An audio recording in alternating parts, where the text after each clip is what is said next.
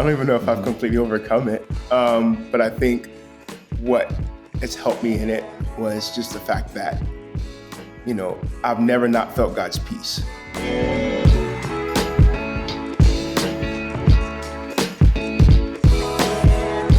Hey everybody, this is Joshua Swanson with Worship Leader Mag. Privileged to sit with a Houston-based artist and worship leader named Erron. Erron, what's going on? What's going on, man? I'm hanging out here in Houston. It's humid here. It's hot, but I think it's going to start cooling down the next month or so. So we're good. We'll be okay. Good. It's September. Yeah. When does the humidity stop? Man, it doesn't. It just gets a little cooler. November, December, we get a little bit of a breeze, but other than that, it'll stay humid. Well, thank you for braving the humidity and coming to chat with us today. 100%. So you are working with Integrity Music, and how long has that been going on for? A little over a year now. Signed a little over a year ago and started that partnership, dreaming a little bit, and it's been a lot of fun, man. That's great. Fun. Well, yeah. So you came out with a new album, or is it? It's out now, right? Yeah. Anything can happen. It's out now. Yeah, that's right. I listened sir. to it on YouTube. Yeah, you, beautiful stuff. So, Thank you, but one of the key elements of the album that you guys have emphasized in the songwriting and in the delivery is just this idea of journeying through personal trials and overcoming those. Did you want to share some of that journey, that personal journey that led you to these songs? Absolutely, man.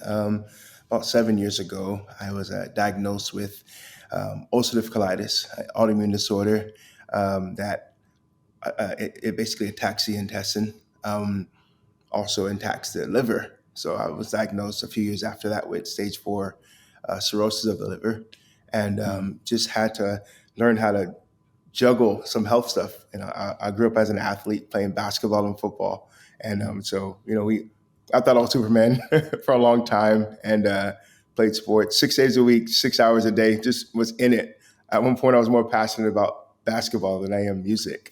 And so did that for a while. And one day just kind of started having some pain. And anyway, my life kind of flipped a little bit where, majority of my time was spent in hospitals and dealing with doctors and just trying to get this thing under control. And I remember a few days before being diagnosed, my good friend, his mom called me, and I didn't tell anyone I was sick.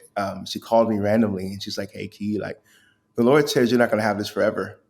And I remember that conversation. It rocked me because I was like, okay.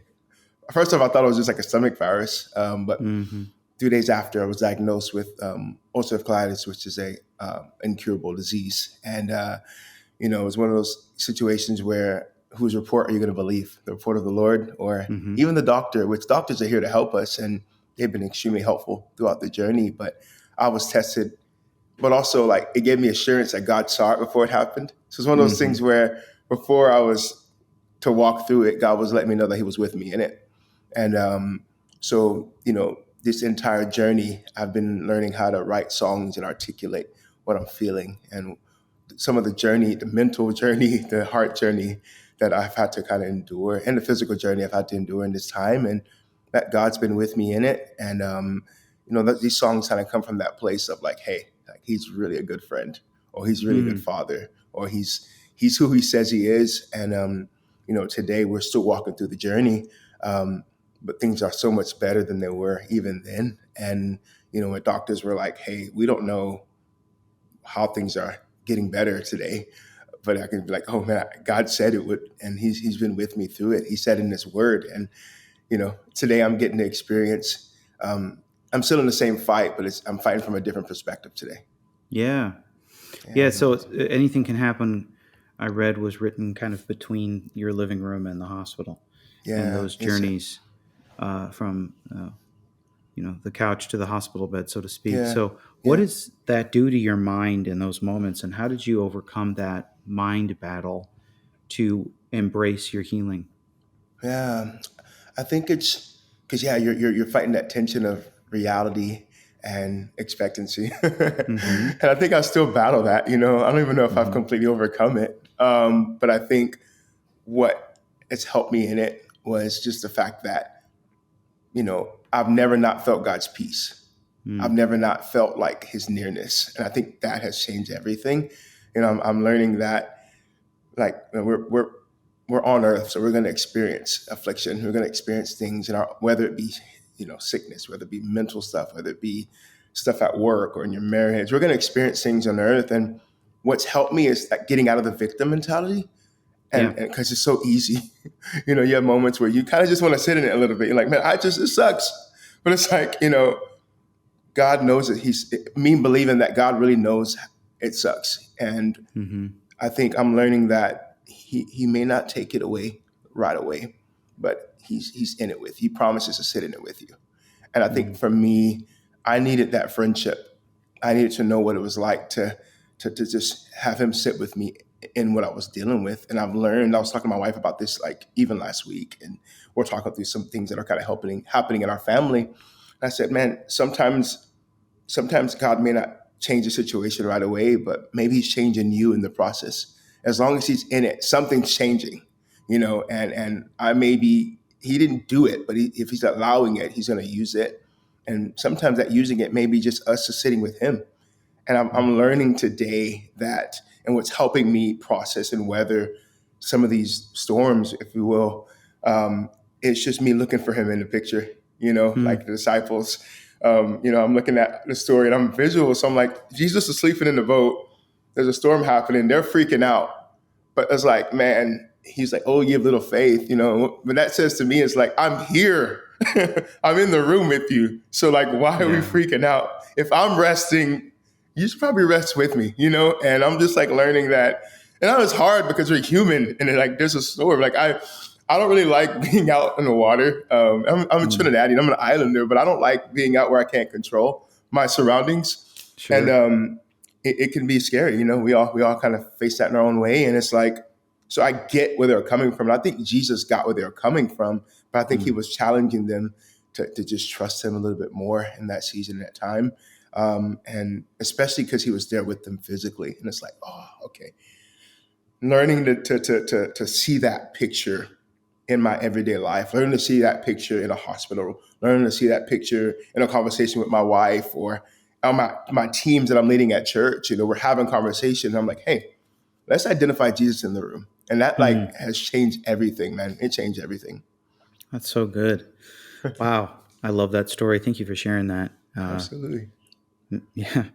I always love that visual on the boat. Yeah. It's like, what was the conversation like? It's like, seriously, is he sleeping right now? Like, does he not feel the waves? Like, what is wrong with this guy? It's wet.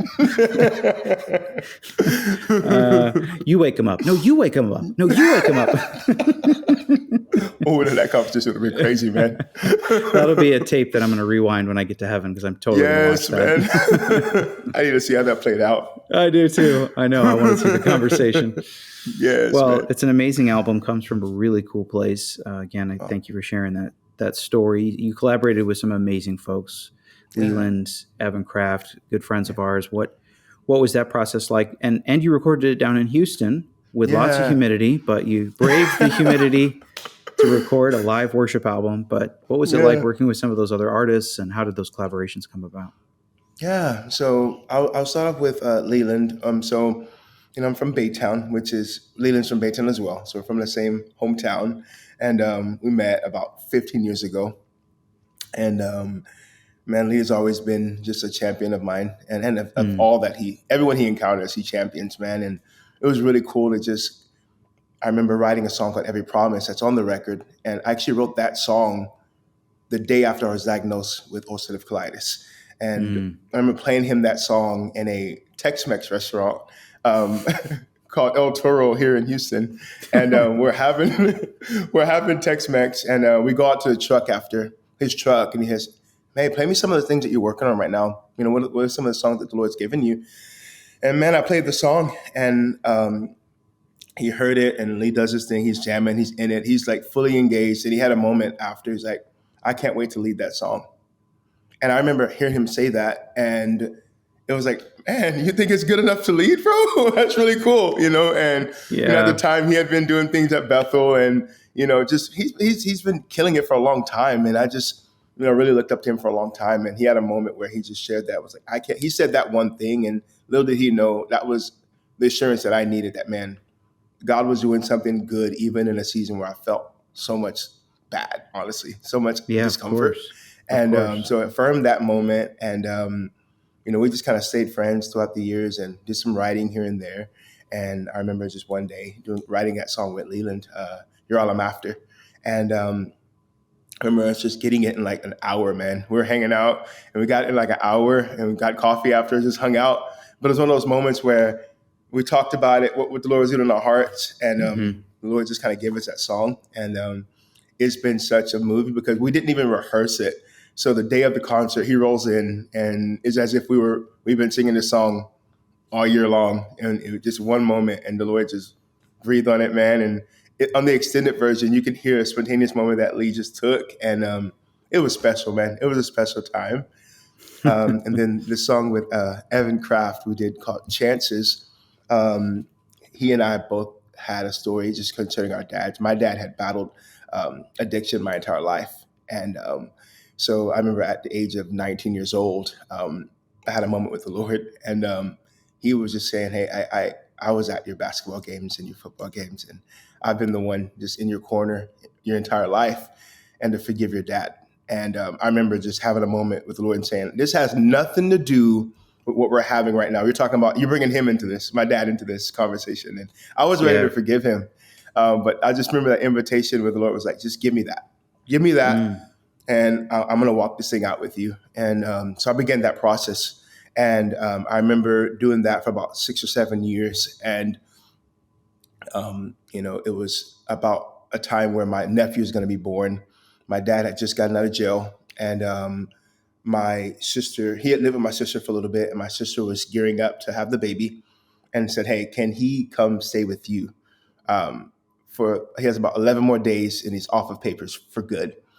And I remember just saying, okay, yeah, I'll have him come stay with me. And I went to my first worship leader job I gotten, came home that day and he wasn't there. He had gone back to drugs. And I remember it just kind of re-breaking my heart. And I didn't want to talk about it. Like I didn't talk about it for a while. And so I'm hanging out with Evan in Nashville a few years ago, and we're in the studio and we're writing this song that was just terrible, bro. Like we were writing a song and it just was not good. And we are just like, okay, we're gonna go a different direction. And Evan goes, hey man, what's your relationship like with your dad? And I remember just breaking down and having a moment where it was like, ooh, I didn't realize we were going here today. And Whoa. long story short, it was like we both kind of just connected on here's some things that we've been walking through and not talking about. And it just became like a moment where the Lord wanted to heal that in my heart again. He wanted to revisit that area. Because at this time, I was about to get married. I got married about 3 years ago now. And, one day I want to be a father. And I think Hmm. God wants to heal that area in my life so I can be a good father one day. I want to be a great father. I want to be a good dad. Yeah. I want to be supportive. I want to be active and involved and engaged. All those things that I've learned God to be in my life. I want to be that for my kids, in my respective role. And Yeah. so I feel like God was just kind of, this song has been a reminder that we are to give, that God is a God of second chances. So why aren't we giving people in our lives that we say we love that space of forgiveness and free, and walk in that place of freedom?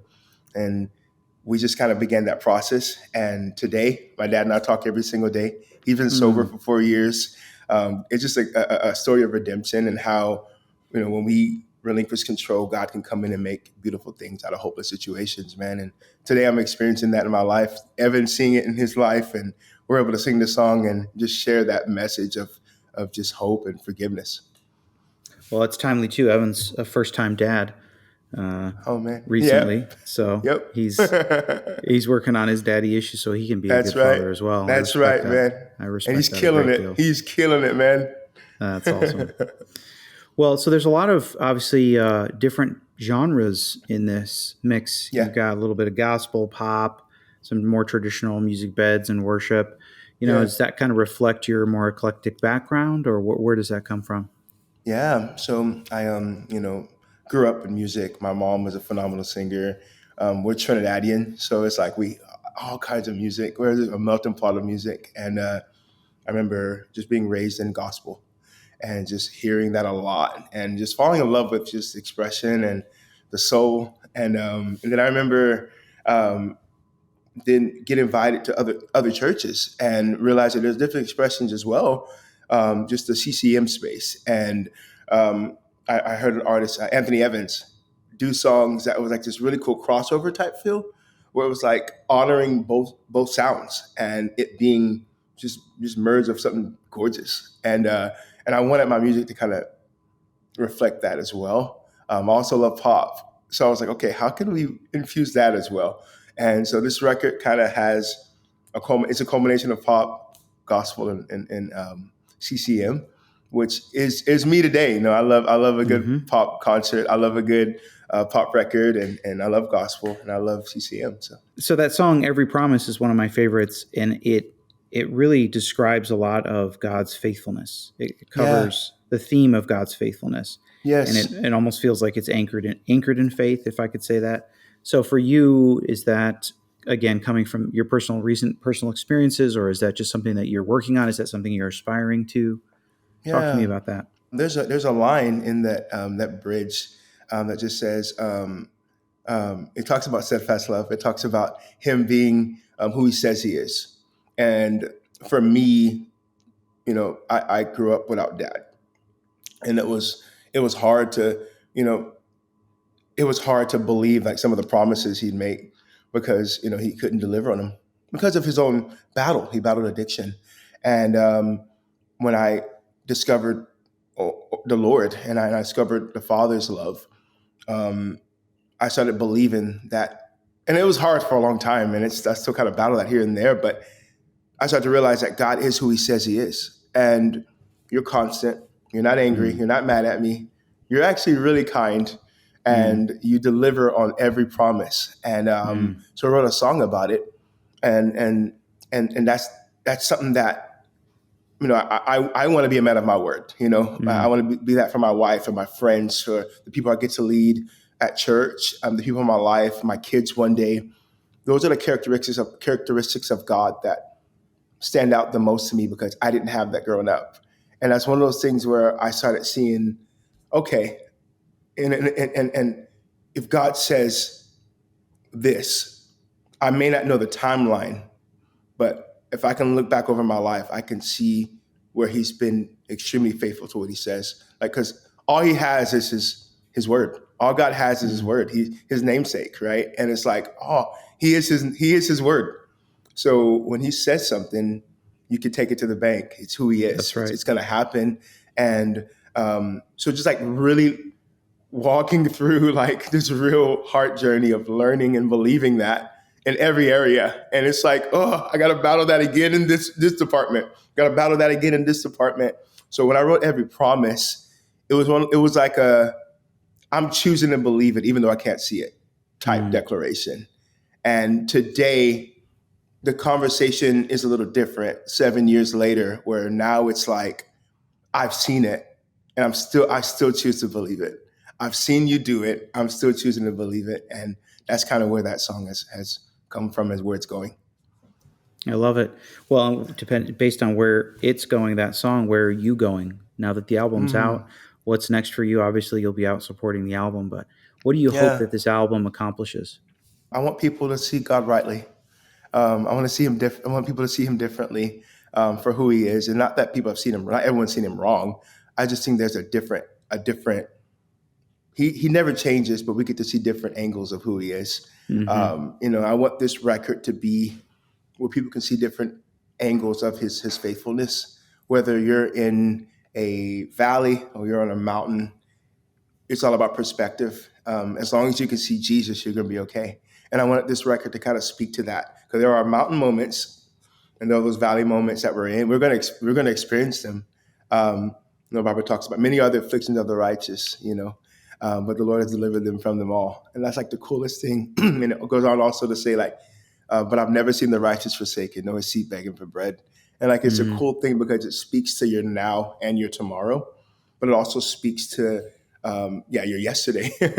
And it's like really cool. Like he covers all bases with who he is, and I want this record to kind of speak to that. We have songs from 7, 8 years ago to songs that we wrote, right before we released the record. And Yeah. I really wanted this record to inspire people to look for him in the room, like we talked about a little earlier, and just keep their eyes on Jesus. Like, that's really I think if we can do that, we'll get through things better. And we could see him as a fourth man in the fire. Like we're able to look for him and acknowledge him. And I think that's worship. It's just it's acknowledging him at all times, and keeping our eyes on Jesus and enjoying him. I want people to forget that they're broken because Mm. they've set their eyes on Jesus for so long. I want people to forget that they're going through certain things because they've just fallen in love with the one who can make everything better. And I want people to be inspired to go after the things that the Lord has placed on the inside of them. I don't want and I think God doesn't want our situations to stop us from being all that He's called us to be. I think it should inspire us to continue moving forward and trust Him even more. And I think that's what these songs. That's the heart behind them. I want them to reflect that. Amen. And That's so good. thank you, Kieran, brother. how can we pray for you specifically? Just to continue this journey of healing. We're seeing things get better. We're still experiencing some symptoms. There's still a few things that I'm battling right now. But just that I would stay even true to these lyrics that I've written. I would continue to choose the Lord every day. Mm. It's a battle. It's a decision. Be transformed by the renewing of your mind. It's like everyday invitation to trust God and to believe that He is who He says He is, so that I would continue to do that as well as I'm sharing my life and sharing the gospel, that others would receive God in a way that I want to receive Him every day. And I think that would be amazing. Kieran, thank you for hanging with us. Anything Can Happen is the album. Definitely check it out and check out this man and his great ministry. Awesome to chat with you, bro, and get to know you. Thanks for spending time with us. Thank you, Joshua. A pleasure.